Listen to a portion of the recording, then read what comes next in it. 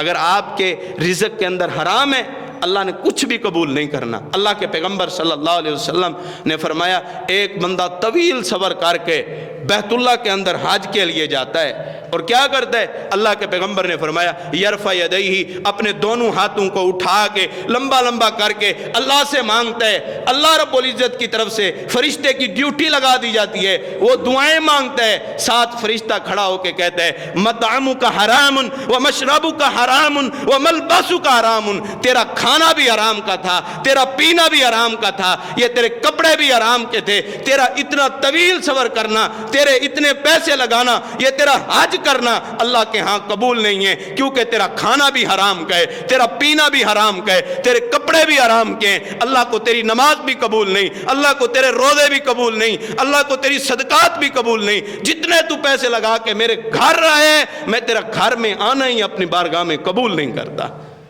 یہ ایسا گندا بندہ جو حرام کھاتا ہے، گندے لقمے کھاتا ہے، اللہ رب العزت اس کی عبادت قبول نہیں کرتے۔ اتنا حاجی صاحب بنیا بیٹھے، اتنا حق کی ماری بیٹھے، دھیریندا بھیڑیں دا حق ماری کھڑے، حاجی صاحب دے روزے قبول کہے نہیں، چودھری صاحب اپنی جاتے ہو سی، لیکن اس کا اللہ کے ہاں کچھ قبول نہیں ہے، نہ اس کا قرآن پڑھنا قبول، نہ اس کا زکوٰۃ اور صدقات دینا قبول۔ وہ اپنے لیے دنیا کے اندر جہنم بنا رہے۔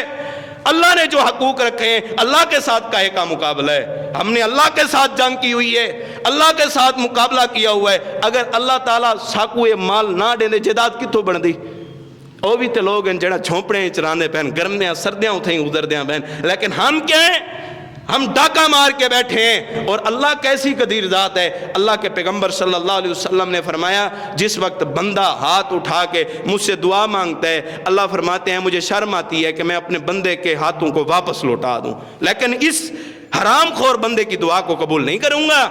کیوں؟ اس کا کھانا حرام کا، اس کا پینا حرام کا، اس کا چلنا حرام کا، اس کی زندگی حرام کی۔ اور یہاں پہ اللہ کے پیغمبر صلی اللہ علیہ وسلم نے فرمایا اگر سفید داڑھی والا اللہ تعالیٰ سے دعا کر دے، اگر کوئی بھی بندہ اللہ سے دعا کر دے، اللہ فرماتے ہیں مجھے شرم آتی ہے میں اپنے بندے کے ہاتھوں کو خالی لوٹا دوں، مجھے شرم آتی ہے، اللہ کہہ رہے ہیں۔ لیکن اس کی کوئی عمل بھی قبول نہیں اور کوئی دعا بھی قبول نہیں۔ اللہ تعالیٰ نے اس بندے کا کچھ بھی قبول نہیں کرنا۔